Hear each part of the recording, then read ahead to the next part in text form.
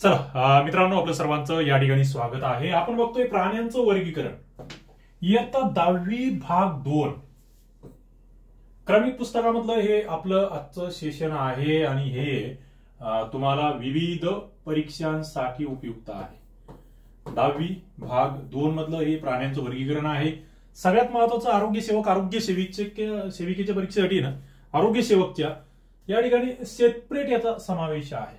अभ्यास कट्टा ऍपवर आपण सगळे लेक्चर्स बघतो आहोत. कंबाईन प्रीला आहे, तुम्हाला माहिती आहे, तुम्हाला हा टॉपिक आहे. राज्य सेवा प्रीला आहे, एमपीएससी मध्ये ग्रामसेवक, पोलीस भरती, तलाठी, वेगवेगळ्या एक्झाम, सगळ्या एक्झामला हा टॉपिक महत्वाचा आहे. बघूया, समजून घेऊया सोप्या पद्धतीने. तुम्हाला चित्र आहे, एकदम सोपं, याच्यापेक्षा सोपं दुसरं कुठेच काही नसणार आहे. प्राण्यांच्या वर्गीकरणाचा इतिहास आपल्याला समजायचा आहे, नवीन वर्गीकरणाची पद्धती समजून घ्यायची आहे आणि प्राणी सृष्टी काय भानगड आहे हे आपल्याला समजून घ्यायचंय. पहिला मुद्दा, सजीवांचं आम्ही कशा पद्धतीने वर्गीकरण करतो. सजीवाचं वर्गीकरण सर्वप्रथम कोणी केलं, कधी केलं ते तुम्हाला सांगता आलं पाहिजे. बघा, सजीवामध्ये सृष्टी, मोनेरा, ती पंचसृष्टी नावाची पद्धत तुम्हाला माहिती आहे, मी शिकवली तुम्हाला. पंचसृष्टी पद्धत कोणी मांडली? चला, आधी केंद्रकी, बहु केंद्रकी पेशी जे आहे त्याच्या संदर्भात आपण हे बघितलेले आहे मुद्दे. त्याच्यातूनच मग इथे एक पेशी आणि बहुपेशी सजीव येतात, वेगवेगळ्या सृष्ट्या येतात. त्या 5 सृष्ट्या तुम्हाला माहित असल्या पाहिजे आणि त्यातली ही प्राणी वर्गीय, इकडे वनस्पती वर्गीय, हे मुद्दे आपल्या समोर आहेत. ओके, बघूया किती जण या ठिकाणी हे तक्ता भरतायत. वनस्पतीचं वर्गीकरण आहे, वनस्पतीची वैविध्य आपण मागच्या प्रकरणामध्ये बघितलेलं आहे. काही वनस्पती लहान असतात, काही मोठ्या असतात. ओके, वनस्पतीच्या बाबतीत सुद्धा जसं आपण बघितलं तसंच प्राण्यांच्या बाबतीत सुद्धा आहे. प्राण्यात काही लहान, काही मोठे, काही सरपटणारे, काही जमिनीवर राहणारे, काही पोहणारे, काही हवेत उडणारे, काही त्वचेवर केस असणारे, कवले असणारे, पिस असणारे, असे अनेक, म्हणजे जवळपास अंदाजे 7 दशलक्ष प्रकारचे प्राणी, त्यांच्या प्रजाती म्हटलेल्या आहेत, त्या पृथ्वीवर आहे. मात्र काही साम्य, काही फरक, यावर आधारित काही गट, काही उपगट आपण तयार केले आहे आणि त्याचा अभ्यास आपल्याला करायचा आहे. प्राण्यांचं वर्गीकरण म्हणजे काय, त्याची एक व्याख्या करण्याचा प्रयत्न केला आहे यांनी. साम्य आणि फरक याच्यावर आधारित प्राण्यांचे गट आणि उपगट तयार करणे म्हणजे प्राण्यांचे वर्गीकरण. साम्य आणि फरकांवर आधारित म्हटलेलं आहे. प्राणी वर्गीकरणाचा इतिहास जर बघितला, हिस्ट्री ऑफ एनिमल क्लासिफिकेशन, तर तो काय आहे, वेगवेगळे अभ्यासक आहेत. यामधला ग्रीक तत्ववेत्ता आहे अरिस्टॉटल, याने सगळ्यात आधी प्राण्यांचं वर्गीकरण करण्याचा प्रयत्न केला. अरिस्टॉटल तुम्हाला लक्षातच ठेवायचं आहे, ग्रीक तत्ववेत्ता आहे. पहिल्यांदा म्हणतोय हा, ते काय करतोय, आकारमान, सवयी, अधिवास यांच्या आधारे वर्गीकरण करतो आहे. पुढे हे मुद्दे बदलत गेले. अरिस्टॉटल यांनी वापरलेली पद्धतीला कृत्रिम पद्धत असं आपण म्हटलं. त्या व्यतिरिक्त मग पुढे थिओफेस्टस, प्लिनी, जॉन रे, लिनियस यांनी सुद्धा या पद्धतीचा अवलंब केला. पण पुढे नैसर्गिक पद्धती वापरल्या गेली.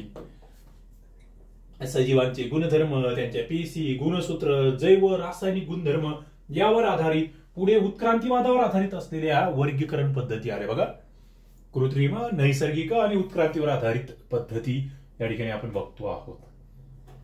डॉब्झन्स्की आणि मेयर यांनी या पद्धतीचा अवलंब केला आणि सध्या अलीकडच्या काळामध्ये कार्ल वूज यांनी सुद्धा प्राण्यांचं वर्गीकरण केलंय. वेगवेगळ्या शास्त्रज्ञांचं या ठिकाणी काय रोल आहे तो आपण बघतो. बरं, मग वर्गीकरण करायचं कशासाठी? तुम्ही म्हणाल की काय, कशासाठी करायचं वर्गीकरण, कशासाठी करायचं, एवढा अभ्यास, काय फायदा होणार त्याने?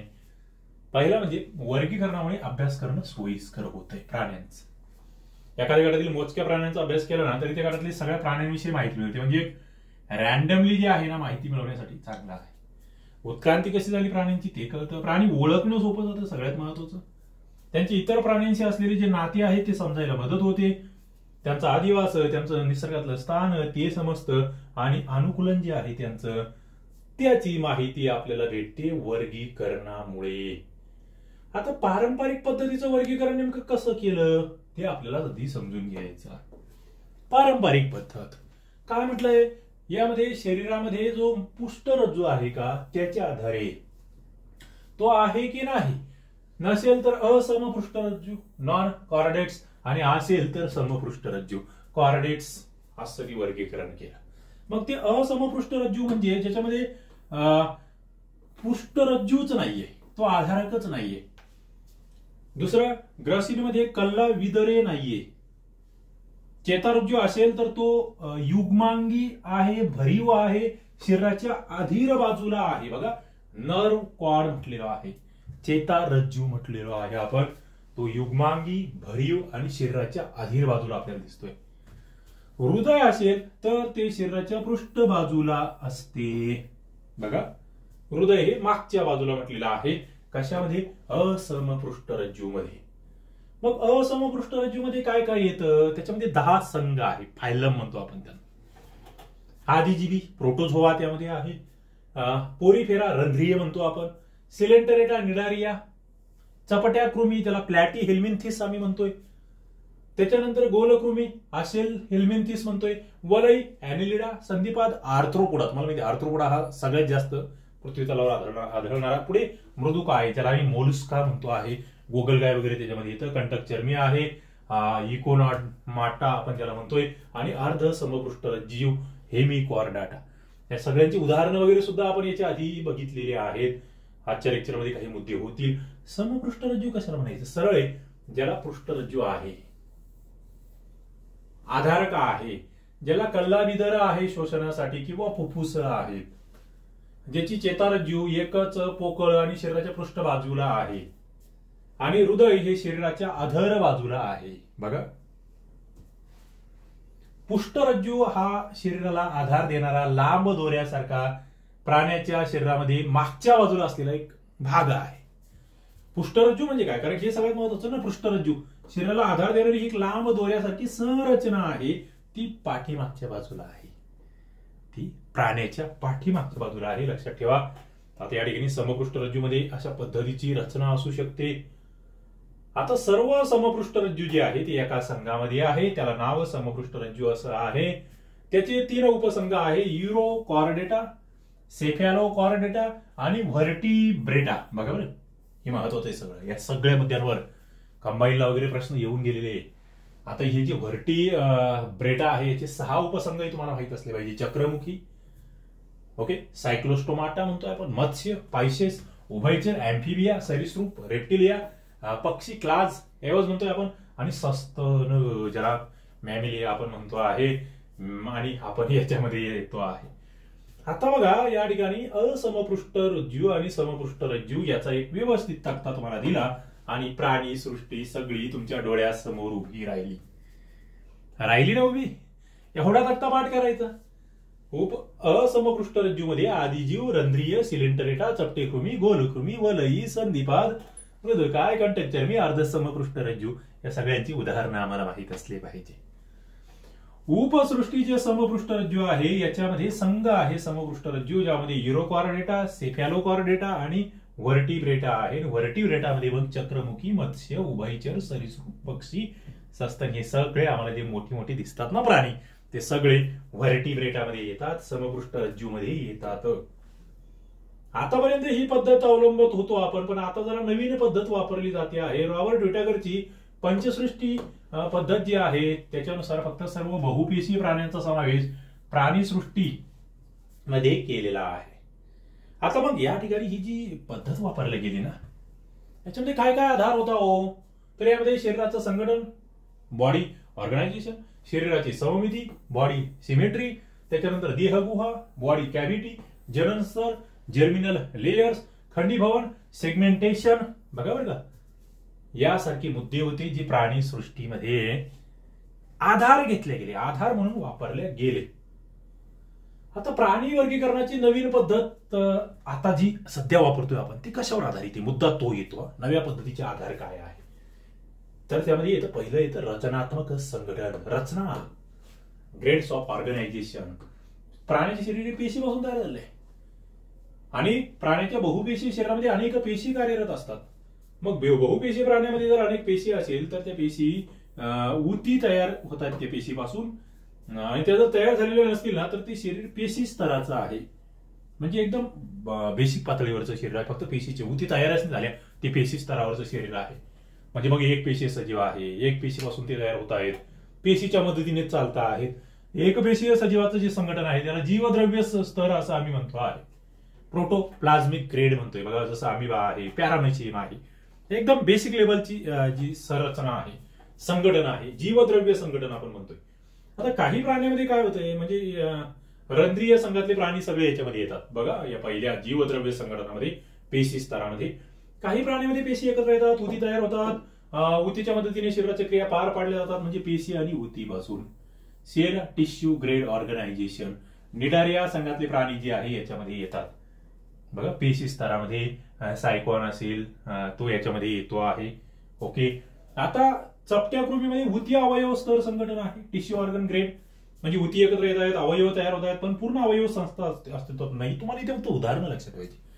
पेशी स्तरीय मधलं उदाहरण रंध्रीय प्राण्यांचं, पेशी ऊती स्तरीमध्ये निडारियांचं, त्याच्यानंतर ऊती स्तरीय मध्ये तुम्हाला पुढचे मुद्दे चपट्या कृमींचं उदाहरण लक्षात ठेवायचं आहे. ऊती अवयव स्तर मध्ये तुम्ही बघतायत या ठिकाणी चपटे कृमी आहे. पेशी ऊती स्तर जे आहे त्यामधला हा जेलीफिश तुम्ही बघतायत. हे जे ऊती अवयव स्तर मधलं ते प्लॅनेरिया तुम्ही त्याच्यामध्ये बघतायत, चपटे कृमी त्याचाच तो भाग आहे. आता आपण हे सगळं अभ्यासलं. आता पुढचा मुद्दा येतो अवयव संस्था स्तर संघटन. माणूस जो आहे का, मानवाला वेगवेगळे अवयव तयार झाले आहेत, तिथे हे आहे. माणूस, खेकडा, बेडूक अवयव संस्था स्तरामध्ये येतो. आता दुसरा मुद्दा येतो शारीरिक सममितीचा आधार घेतला जातो वर्गीकरण करताना. सममिती म्हणजे काय?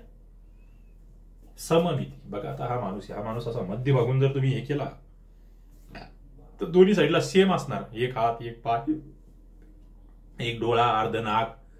सममिती तिथे समजते तुम्हाला. म्हणजे तुम्ही जर बघितलं काल्पनिक छेद या ठिकाणी मधून जर दिला तर मग काय होणार? प्राणी शरीराच्या विशिष्ट अक्षातून जर काल्पनिक छेद घेतला तर शरीराचे दोन समान भाग होतात की नाही होतात त्याच्यावर डिपेंड आहे. असममित असं एकही बिंदू नाही की जिथून समान भागात विभागलं जाईल. ते स्पंजासारखे प्राणी आहे ते असममित मध्ये येतात. आणि अरीय सममित जे आहे रॅडियल सिमेट्री, शरीराच्या बरोबर मध्य अक्षातून जर तुम्ही त्या ठिकाणी भाग छेद दिला ना तर दोन समान भाग पडणार. म्हणजे तारामासा आहे, दोन समान भाग पडणार. मध्य अक्षातून जाणारे 5 वेगवेगळी प्रतल याच्यामध्ये असणार तारामाशामध्ये. ते तुम्हाला माहित असलं पाहिजे. तारामाशाचं अरीय सममितीचं उदाहरण माहित असलं पाहिजे. आणि द्विपार्श्व सममिती, एका मध्यभागून भाग जर पडले ना सरळ दोन भाग होणार. फक्त त्या अक्षातून काल्पनिक छेद घेतला की दोन भाग होणार. कीटक असेल, मासे असेल, बेडूक असेल, पक्षी असेल. बघा ही बकरी सुद्धा तुम्ही मध्यभागून जर कापली बरोबर दोन्ही साईडला सेम जाणार. असममित मध्ये हा मुद्दा येतोय पहिला. स्पंजामध्ये हे येते. पुढे हे देवमाशाची ही आर्य सममिती आहे. आणि माणूस, ही बेडूक वगैरे या सगळ्यांची द्विपार्श्व सममिती. द्विपार्श्व आपल्याला जरा नीट लक्षात ठेवायची. आद्य स्तर, जनन स्तर, द्विस्तरीय, त्रिस्तरीय. बघा बरं का, हाही मुद्दा वर्गीकरणाचा आधार म्हणून वापरला गेलाय. काय याच्यामध्ये बहुपेशीय प्राण्यांच्या बाबतीमध्ये जी भ्रूणाची वाढ आहे सुरुवातीच्या काळामध्ये पेशींचे आद्य स्तर तयार होतात. बघा भ्रूणाच्या अवस्थेमधलं या ठिकाणचा हा मुद्दा आहे. त्यापासून विविध ऊती तयार होत आहेत. काही प्राण्यांमध्ये फक्त 2च आद्य स्तर आहेत, बहिर्जन्य स्तर आणि आंतरजन्य स्तर. उदाहरणार्थ निडारिया असेल, सिलेंटरेटा असेल. तर बहुतांश सर्व प्राण्यांमध्ये 3 आद्य स्तर म्हणजे वरील दोन्ही या ठिकाणी आहे आणि मध्यस्तर सुद्धा या ठिकाणी तयार होतात. बघा हा मध्यस्तर तुम्ही बघताय, बहिस्तर आहे, आंतरस्तर आहे, मृत अजैविक स्तर सुद्धा असतो. हे जे स्तर आहे ना त्याच्यानुसार सुद्धा वर्गीकरण होतात. पुढे असते देह गुहा, बॉडी कॅव्हिटी आम्ही म्हणतो, त्याच्या आधारे सुद्धा वर्गीकरण केलं जातं. शरीर भित्तिका आणि आतील अवयव या दरम्यान जे काही असतं ना ती पोकळी, त्या पोकळीला देह गुहा म्हणतात. नावातच गुहा आहे. कशा दरम्यानची? पण भित्तिका आणि आतील अवयवाच्या दरम्यानची. बहुपेशीय प्राण्यांच्या भ्रूणावस्थेतील वाढीच्या काळामध्ये मध्यस्तरापासून किंवा आतड्यापासून देहगुहा तयार होते. बघा आतड्यापासून किंवा मध्यस्तरापासून अशा प्रकारची देहगुहा वलयी प्राणी संघ व त्यानंतरच्या सर्व संघातील प्राण्यांच्या शरीरामध्ये असते. वलयी प्राणी जे आहे ना त्याच्यामध्ये ही मुख्यत्वे असते. सत्य देहगुहा असणारे प्राणी जे आहे युकोइलोमेट आपण त्याला म्हणतो आहे. रंध्रीय प्राणी असेल, निडारिया असेल, सिलेंटरेटा संघ म्हणतोय, चपट्या कृमीचा संघ असेल, हे सगळं त्यांच्या शरीरामध्ये देहगुहा नसते हे लक्षात ठेवा. अशा प्राण्यांना देहगुहाहीन प्राणी असं म्हटलं जातं. ज्यांच्या देहगुहा नाही त्यांना. कृमीच्या शरीरामध्ये देहगुहा आहे पण ते वरील पद्धतीने नाही म्हणून त्यांना आम्ही फसवी देहगुहा असं सुद्धा म्हणतो. कृमींच्या बाबतीत बघा ही कृमी आहे, फसवी देहगुहा आहे. यांच्यामध्ये देहगुहा आहे ते आपण देहगुहा असणारे म्हणतो आहे. आणि या ठिकाणी वेगवेगळे स्तर सुद्धा असतात, जे खंडीभवन आपण म्हणतो बघा. खंडीभवन जे आहे, छोट्या छोट्या भागामध्ये जर शरीर विभागले जात असेल, गांडुळे समजा, गांडुळाचे त्या ठिकाणी तुकडे होऊ शकतात, त्याला खंडीभवन आम्ही म्हणतो आहे. तर या ठिकाणी अशा पद्धतीने कशाचे प्राणीसृष्टीमध्ये जे वर्गीकरण होत आहे, कशामध्ये कशाचा समावेश होतोय, हा तक्ता जास्त महत्वाचा आहे. उदाहरणं महत्वाची की म्हणजे सृष्टी आहे, प्राणीसृष्टी, पेशी भित्तिका नसलेले बहुपेशी प्राणी यामध्ये येत आहेत. शरीर संघटनामध्ये पेशी स्तर आहे, ऊती अवयव संस्था, शरीर स्तर त्या ठिकाणी संघटना आहे. शरीर सममितीमध्ये एकतर ते असममित असू शकतं, आर्य सममित असू शकतं, द्विपार्श्व सममित असू शकतं. देहगुहा, द्विपार्श्व सममित मध्ये तुम्ही देहगुहा हीन असू शकतं, फसवी देहगुहा असू शकते, खरी देहगुहा असू शकते. आणि उदाहरण आहे मग पेशी स्तरामध्ये असममित शरीर हे रंध्रीय प्राण्यांचं असतं. बघा का, ते संघ तुम्हाला लक्षात घ्यायचे. पुढे आर्य सममित असलेला निडारिया नावाचा प्राणी आहे. त्याच्यानंतर हे देहगुहा नसलेलं शरीर चपटीकृमी आहे. फसवी देहगुहा गोलकृमीची आहे. त्याच्यानंतर खऱ्या देहगुहामध्ये वलई, संधिपाद, मृदुकाय, कंटकचर्मी, अर्ध समकृष्ट, आपण खरी देहगुहा असलेले प्राणी आपण. तुम्ही आम्ही माणूस आहात खऱ्या देहगुहेमधला द्विपार्श्व सममित शरीर असलेला प्राणी आहे, हे तुम्हाला लक्षात ठेवायचं आहे. मित्रांनो, आरोग्य भरतीची फास्ट ट्रॅक बॅच चालू आहे. अभ्यास कट्टा नावाचा ऍप आहे, डाउनलोड करून घ्या. इथे ग्रामसेवक भरती कंबाईनच्या सुद्धा बॅचेस आहेत तुमच्यासाठी. अभ्यास कट्टा ऍप. आता आपल्याला जायचं आहे एका संघाकडे. एका प्राण्यांचा संघ आपल्याला आता बघायचा आहे, ज्याच्यातून आपले मार्क्स येणार आहेत. पहिला आहे तो पोरीफेरा. पोरीफेरा म्हणजे काय? रंध्रीय. रंध्रीय म्हणजे रंध्र म्हणजे छिद्रे असलेला, अंगावर छिद्र आहेत. स्पंज बघितलाय का तुम्ही? सर्वात साध्या प्रकारची शरीर रचना याची आहे, ज्याला आम्ही स्पंज म्हणतोय. असंख्य छिद्रे आहेत, त्यांना आम्ही ऑस्टिया म्हणतो आणि ऑस्कुला म्हणतो.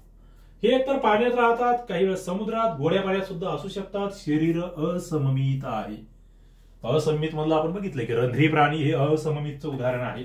यांच्यामध्ये कॉलर पेशी असतात, ज्या प्राणी शरीरामध्ये पाण्याला प्रवाहित करतात बघा, कॉलर पेशी. हे प्राणी आघात्रीशी संलग्न असल्याने त्यांच्यात प्रचलन होत नाही, म्हणून यांना स्थानबद्ध प्राणी म्हणतात. एका ठिकाणी चिकटलेले असतात कुठेतरी स्पंजासारखे. कंटिक, शुकिका किंवा स्पॉन्जिनच्या तंतूंचा यांना आधार असतो. कंटिका कॅल्शियम कार्बोनेटच्या किंवा सिलिकाच्या बनलेला असतात बघा.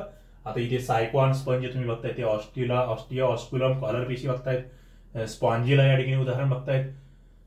मुकुलाय नावाने अलैंगिक पद्धतीने यांचं प्रजनन होतं आहे किंवा लैंगिक पद्धतीने सुद्धा होते. पुनरुद्भावन क्षमता मोठ्या प्रमाणावर यांच्यात आहे. एक तुकडा पडला की झालं सुरू.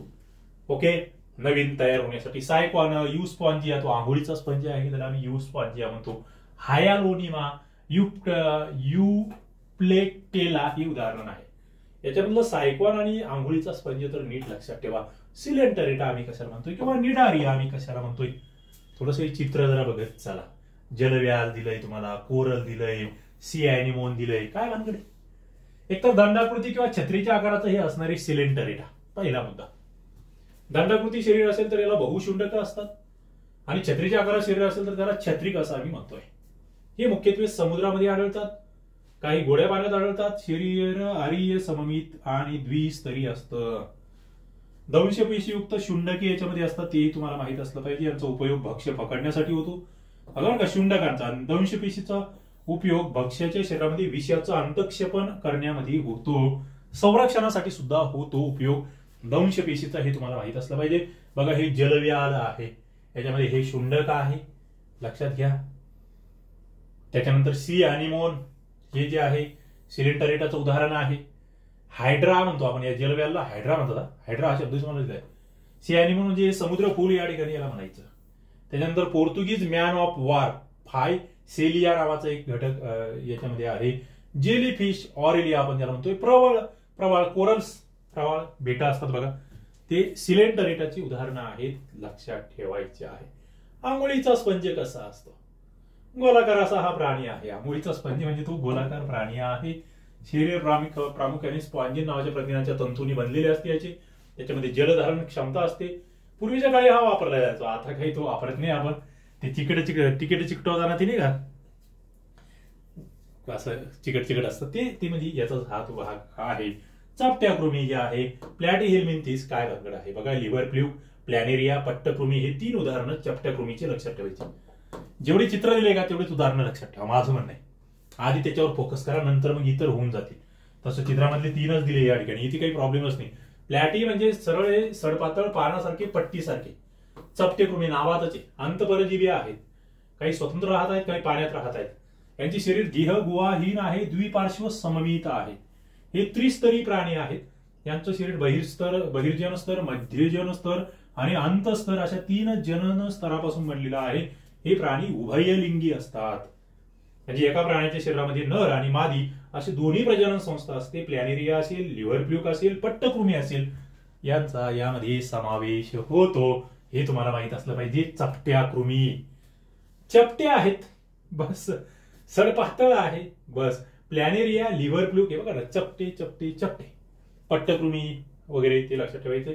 समुद्रामध्ये प्रवाळ खडक हे निडारे या संघातले असतात. त्यांची वसाहत असते. पोवाळे या प्रकारचे रत्न, आयुर्वेदिक औषधं, त्यामध्ये प्रवाळ भस्म तयार केले जाते, माहित असतं पाहिजे.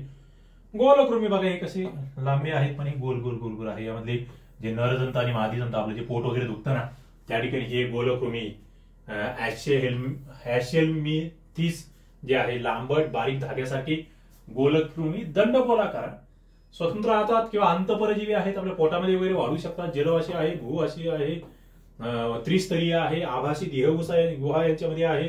एकलिंगी आहे, पोटामधले जंत असेल, हत्तीपाय रोगाचा जंतू असेल, डोळ्यातले जंत असेल, ते म्हणजे हेच आहे. ते हेच आहे. लोआ नावाचे जे जंत आहे ना डोळ्यातली, ते हेच आहे. गोलकृमी प्राणी आहेत ते. पुढे वलई अॅनिलिडा बघा. अॅनिलिडावर अनेक वेळा प्रश्न आला. अॅनिलिडा मधलं तुम्हाला गांडूळ विचारलं गेलंय, जळू विचारलं गेलंय, नेरी सुद्धा विचारली. अॅनिलिडाचे 3ही उदाहरण लक्षात ठेवा. लांबट हे दंडाकृती आहे, कायखंड, खंडीभवन यांच्यामध्ये आहे. खंडीभूत कृमी असं मी म्हणतो वलई अॅनिलिडा. काही स्वतंत्र राहतात, काही बाह्य परजीवी आहेत, काही प्राणी समुद्रीय गोड्या पाण्यात आढळणारे आहेत आणि काही भूचर आहेत. हे प्राणी त्रिस्तरी, द्विपार्श्व सममित आणि सत्य देह गुहायुक्त असे आहेत. यांचे प्रचलन होण्यासाठी दृढ रोम, परापाद किंवा चुषक यांचा वापर होतो बघा. म्हणजे चालण्यासाठी यांच्यामध्ये अशी दृढ रोम असतात किंवा परापाद असतात. उपचर्म यांना असते. सगळ्या त्वचेभोवती अशी एक वेगळी त्वचा असते. उभयलिंगी किंवा एकलिंगी असतात. यामध्ये मग अर्थवम, ज्याला आम्ही गांडूळ म्हणतो, लीच, जळू म्हणतो किंवा निरीस. गांडूळ, जळू आणि निरीश हे अत्यंत महत्वाचा असा हा संघ आहे. वलई प्राणी संघ, अॅनिलिडा याला आपण म्हणतो आहे. शेतकऱ्यांचा मित्र असलेला हा गांडूळ. जळूचा आयुर्वेदामध्ये उपयोग आहे. म्हणजे हे प्राणी महत्वाचे म्हणून यांच्यावर प्रश्न येतात. आता संधिपाद, आर्थ्रोपोडा. सगळ्यात जास्त प्रश्न आतापर्यंत कोणत्या संघावर आला असेल ना, तो आर्थ्रोपोडावर आलेले आहे. तुम्ही जुने प्रश्न सुद्धा बघा, मी ते घेतलेले आहेत. याच्यामध्ये छोटे छोटे तुकडे जोडून यांचे अंग तयार होतात, म्हणून संधिपाद यांना म्हणतात. पृथ्वीवर सगळ्यात जास्त प्राणी कोणते ना, तर ती संधिपाद आहे. याच्यातला सगळ्यात मोठा म्हणजे सक्सेस झालेला पृथ्वी तलावर हा संघ आहे संधिपाद. ते खोल समुद्रात राहतात, वरती पर्वत शिखरावर राहतात. त्रिस्तरी सत्य देह यांना, देहगुहा असते यांना. द्विपार्श्व सममित असतात. खंडवित आहे. कायटिनयुक्त बाह्य कंकाल यांना असतं. एकलिंगी हे प्राणी असतात. खेकडा, कोळी, विंचू, पैसा, गोम, झुरळ, फुलपाखरू हे सगळे तुम्हाला. खेकडा तर लक्षातच ठेवायचंय, झुरळ लक्षात ठेवायचंय, विंचू लक्षात ठेवायचंय. हे सगळे सगळे संधिपाद आहे. फुलपाखरू, पैसा, पंख असलेले झुरळ, विंचू सगळे सगळे. आता मृदू काय म्हणजे काय? मोलुस्का. मोलुस्का मधले हे 3ही हे उदाहरण.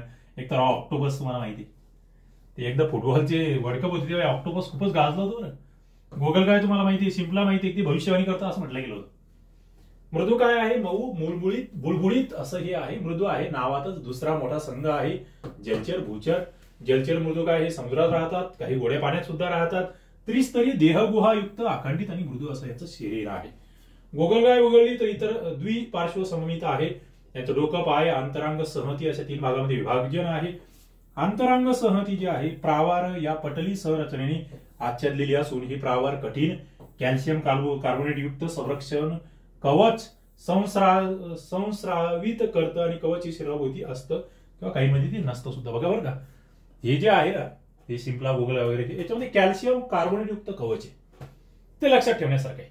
प्रावार आहे, मॅन्टल म्हणतो आपण, त्याचं आच्छादन केलं मॅन्टलचं बाह्यरूप. एकलिंगी प्राणी आहे. कालव असेल, शिंपला असेल, गोगलगाय असेल, हे यामध्ये येतं. ऑक्टोपस हा असंपृष्ट प्राण्यांमधला सगळ्यात हुशार प्राणी आहे. स्वतःचा रंग सुद्धा तो बदलू शकतो, माहित असलं पाहिजे. ऑक्टोपस पोहतो, सरपटतो, चालतो, तिन्हीही करू शकतो. आणि ऑयस्टर पासून शिंपले मिळतात, ते कशा पद्धतीने ते मला सांगायचं आहे. कंटकचर्मी इकायनोडर्माटा हा संघ आहे बघा. काटे असलेला तारा मासा, समुद्र काकडी, सी आर्चिन बघा बरं. हे किमान उदाहरणं तुम्ही या ठिकाणी आधी लक्षात ठेवा, नंतर वैशिष्ट्य हळूहळू तुम्हाला कळतील. एखादी रिव्हिजन झाली, आधी काही वाचलं असेल तर मग याच्या त्वचेवर पहिला मुद्दा कॅल्शियम कार्बोनेटची काटे बघा. काटे कशाचे? कंटकचर्मी फक्त समुद्रात आढळतात. हे त्रिस्तरी आहे, देहगुहायुक्त आहे, पंचआर्य सममिती आहे. आळी अवस्थेमध्ये मात्र सममिती असतात, ते माहित असलं पाहिजे. द्विपार्श्व हे प्राणी नलिकापाद ट्यूब फीटच्या सहाय्याने चालतात बघा. नलिकापादाने चालतात. पाय जे आहेत यांचे नलिकापाद अन्न पकडण्यासाठी सुद्धा वापर. काही प्राणी स्थानबद्ध आहे एकाच जागेवर. कंकाल कॅल्शियमयुक्त कंटकीचे आहे. पुनरुद्भावन पुनर्निर्मिती क्षमता चांगली असते यांच्यात. एकलिंगी आहे. तारा मासा, starfish, sea urchin, brittle star, sea cucumber हे सगळं याच्यामध्ये येतं. आता असमपृष्ठरज्जू प्राणी कोणते आहे? हेमिकॉर्डाटा कोणते आहे बघा. सॅकोग्लॉसस, बॅलेनोग्लॉसस. याच्यावर जास्त प्रश्न आलेला आहे, पण माहित असलं पाहिजे ना, कारण की याच्यामध्ये शुंड असतं, गळपट्टी असते, प्रकांड असतं. फक्त शुंडामध्ये पृष्ठरज्जू असतो. यांना अकॉर्नकृमी असंही म्हटलं जातं. हे वाळूमध्ये बिळ करून राहतात. यांना कल्लाविद्र असतात, एकलिंगी असतात. आणि हे दोनच उदाहरणं या ठिकाणी लक्षात ठेवा. आता बॅलेनोग्लॉसस या प्राण्याला असमपृष्ठरज्जू आणि समपृष्ठरज्जू मधला दुवा म्हटलं जातं. हा एक वेगळा प्रश्न आला तर येऊ शकतो. दोघांना जोडण्याचं काम या ठिकाणी हा करतो बॅलेनोग्लॉसस, ते लक्षात ठेवा. आता समपृष्ठरज्जीय कॉर्डाटा आमच्यासाठी महत्वाचं आहे, आम्ही त्यामध्ये येतो. आमच्यासारखी बरीच जण त्यामध्ये येतात. यांच्यामध्ये पृष्ठरज्जू असतो पहिला मुद्दा. ओके, एका संघामध्ये हे सगळे आहे. याचे 3 उपसंघ आहे. विकासाच्या अवस्थापैकी कोणत्या कोणत्या अवस्थेमध्ये पृष्ठरज्जू असतो. ग्रसनी कल्लाविवर असतात. चेतारज्जू एकच असतो. पृष्ठबाजूला नळासारखा पोकळ असतो आणि हृदय हे अधर बाजूस असतात. अधर म्हणजे पुढच्या बाजूला. ओके, तो मुद्दा. पृष्ठ म्हणजे मागच्या बाजूला. याच्यामध्ये ना युरोकॉर्डाटा जो आहे, पुच्छ समपृष्ठरज्जू किंवा कंचुगुप्त बाह्य कवची प्राणी म्हटलं आहे बघा. युरोकॉर्डाटामध्ये डेव्हलिओलम तुम्हाला लक्षात ठेवायचं आहे. हर्डमानिया लक्षात ठेवायचं आहे. सागर निवासी, सागरातले हे प्राणी आहे. कुंचकू हे आवरण आहे. यांच्या आळ्या पोहत आहेत. नंतर पृष्ठरज्जू यांचा शेपटीच्या भागामध्ये असतोय आणि सागर तळाशी स्थिरावल्यावर आळ्याचं रूपांतर हे प्रौढामध्ये होत आहे. उभयलिंगी प्राणी आहे. हर्डमानिया, डोलिओलम, आयको, प्ल्युरा हे या युरोकॉर्डाटामध्ये येत आहेत. पुढचा आहे शीर्ष संपृष्ठरज्जू, सेफॅलोकॉर्डाटा. लहान माशाच्या आकारासारखी सागर निवासी प्राणी आहे. शरीराची लांबी इतकं त्यांचा पृष्ठ संबंध आहे. ग्रसनी मोठी आहे, कल्लाविद्र आहे आणि एकलिंगी आहे. अँफिऑक्सस नावाचा हा प्राणी याच्यामध्ये लक्षात ठेवा. पुढे व्हर्टेब्रेटा म्हणतोय आम्ही, पृष्ठवंशी प्राणी म्हणतोय. आमच्यासाठी सगळ्यात महत्वाचा संघ हा आहे, ज्याला पाठीचा कणा आहे. आधी काय होतं? पृष्ठरज्जू होता. यांचे शिर पूर्णपणे विकसित, डोकं विकसित झालंय तुमच्या आमच्यासारखं बघ. क्रॅनिएटा किंवा व्हर्टिब्रेटा यांना आम्ही म्हणतोय. मेंदूमध्ये मेंदू कवटीमध्ये संरक्षित आहे. अंतककाल, कंकाल कास्तिमय किंवा अस्थिमय आहे. काही पृष्ठवंशी प्राणी हे जबडे विरहित असतात तर काहींना जबडे असतात असं म्हटलेलं आहे. आता याच्यामध्ये चक्रमुखी प्राणी येतात. सायक्लोस्टोमाटा म्हणतोय आम्ही बघा. हे चक्रमुखी प्राणी कसे आहे? पेट्रोमायझॉन तुम्ही या ठिकाणी बघताय. पेट्रोमायझॉन बघा. सायक्लोस्टोमाटा यांना जबडे नाहीये. चुशी मुख आहे. त्वचा मृदू आहे. खवले नाहीये यांच्यावर, म्हणजे असं नरम असणार एकदम असं स्मूथ. युग्मित उपांग यांना नाहीये. अंतकंकाल यांचं कास्तिमय आहे. बाह्य परजीवी आहे. पेट्रोमायझॉन असेल, मिगझीन असेल. चक्रमुखीमध्ये येत आहेत पेट्रोमायझॉन आणि मिगझीन. मत्स्य प्राणी आता नावातच, यांच्याबद्दल आम्हाला बरंच माहिती, पण हे शीतरक्ती आहे. पाण्यात आढळत आहेत. पाण्याचा प्रतिरोध कमी करण्यासाठी दोन्ही टोकं निमुळते आहेत अशा पद्धतीचे. ओके, मत्स्य प्राणी. पोहण्यासाठी यांना युग्मित आणि अयुग्मित असे पर आहेत. युग्मित म्हणजे काय? जोडी असलेले. आणि अयुग्मित म्हणजे एकाच साईडचे. पुच्छपर दिशा बदलण्यासाठी वापरला जातो. हा मुद्दा इथे महत्वाचा आहे. बाह्य कंकाल खवल्यांचा आहे. अंतकंकाल कास्तिमय अस्थिमय आहे. कल्ल्याद्वारे शोषण होतं. याच्यावर प्रश्न आलेला आहे. रूप, पापलेट, समुद्री घोडा, शार्क, इलेक्ट्रिक रेड, स्टिंगरे हे सगळं याच्यात येतं. मत्स्य प्राण्यामध्ये हे सगळं येतंय. उभयचर मध्ये काय येतंय? अँफिबियामध्ये काय येतंय? जे की पाण्यातही राहतात आणि जमिनीवर सुद्धा राहत आहेत. बेडूक आणि टोड या ठिकाणी दोन्ही लक्षात ठेवायचे. डिंब अवस्थेमध्ये फक्त पाण्यात राहतात. जलीय शोषण करतात. प्रौढावस्थेमध्ये पाणी जमिनीवर राहू शकतात, म्हणून यांना उभयचर म्हणतो. उपांगाच्या 2 जोड्या आहे. अंगुलींना नख नाहीये. बाह्य कंकाल नाहीये. त्वचा मृदू आहे बघा. कधी बेडकाला हात लावून बघितलं तर कळेल. ओलसर हे बाह्य कर्ण नाहीये, कर्णपटला आहे, मान नसते. हा प्रश्न येऊन गेलाय. बेडकाला मान असते की नसते? नसते. डोळे बटबटी दे, पापणे आहे, बेडूक, टोड आणि सॅलमँडर. तिन्ही तुम्हाला लक्षात ठेवायचे आहे. सॅलमँडर. आता सरीसृप रेप्टिलिया, त्यामध्ये पाल लक्षात ठेवा. घसरणारे प्राणी जे आहे, भूचर झाले हे. सरपटणारे पहिले प्राणी म्हणून यांच्याकडे आपण बघतो. शीतरक्तीय आहे, शरीर उचलले जात नाही, सरपटतात, खवलेयुक्त शरीर आहे, त्वचा कोरडी आहे, शिर आणि धड यांच्यामध्ये मान आहे, बाह्यकर्ण नाहीये, अंगुलींना नखे आहे, कासव, पाल, साप, सरडा, सुसर सगळे सरपटणारे यांना मी रेप्टिलिया म्हणतोय. पक्षी एवज, कबूतर बघतात तसे अनेक पक्षी. सगळ्यात महत्वाचं म्हणजे कशेरू स्तंभयुक्त प्राणी आहे. पक्ष्यांना काय म्हणतो आम्ही? कशेरू स्तंभयुक्त प्राणी. पूर्णपणे खेचर आहे. खेचर म्हणजे उडताय. उष्ण रक्ती आहे, तापमान स्थिर ठेवतात ते बघा, कारण एवढे उन्हामध्ये वगैरे बघा तुम्ही. हवेत उडताना प्रतिरोध कमी करण्यासाठी शरीर निमुळत आहे. अग्र उपांग पंखामध्ये परिवर्तित आहे. नख आहेत. ओके. बाह्यकंकाल पिसांच्या स्वरूपात आहे. शरीर, धड यांच्यामध्ये मान आहे. जबड्याचं रूपांतर चोचित आहे. मोर, पोपट, कबूतर, पेंग्विन, बदक सगळे सगळे सगळे पक्षी. फक्त इथे दिले तेवढेच नाही, अनेक पक्षी याच्यामध्ये येतात. आणि पुढे येतो मग सस्तन क्लास, तुम्ही आम्ही. मॅमेलिया. दुग्ध स्रावणाऱ्या ग्रंथी यामध्ये आहे. उष्ण रक्ती आहोत आपण. वेगवेगळे शरीराचे भाग आहे. आता आपली शेपूट नष्ट झाली मानवाची. अंगुलींना नख आहे, काहींना खूर आहेत, बाह्यकंकाल केसाच्या लोकरीच्या स्वरूपात आहे. माणूस, कांगारू, डॉल्फिन, वडवाघूळ असे अनेक प्राणी यामध्ये येतात. ते तुम्हाला माहित असले पाहिजेत. ओके मित्रांनो, अशा पद्धतीने हे आजचं सेशन आपण घेतलं. रंध्रीय प्राण्यांच्या शरीरामध्ये कोणत्या पेशी असतात असा प्रश्न माझा तुमच्या समोर आहे. कॉलर पेशी, निडोब्लास्ट, आंतरस्तरजन्य पेशी. मला उत्तर द्यायचं या प्रश्नाचं आलं पाहिजे. कोणत्या प्राण्याचं शरीर हे द्विसममितीय आहे? तारा मासा, जेलीफिश, गांडूळ, स्वान. असेच प्रश्न येणार तुम्हाला. कोणता प्राणी आपल्या शरीराच्या तुटलेल्या भागाची पुन्हा निर्मिती करू शकतो? झुरळ, बेडूक, चिमणी, तारा मासा. प्रश्न येऊन गेलाय ऑलरेडी. त्यामुळे मला वाटतं तुम्ही सुद्धा या प्रश्नाचं उत्तर देणार आहात. या ठिकाणी आपण थांबूया. सगळ्यांनी लेक्चरला लाईक करा, शेअर करा, चॅनलला सबस्क्राईब करा. थांबतोय. धन्यवाद.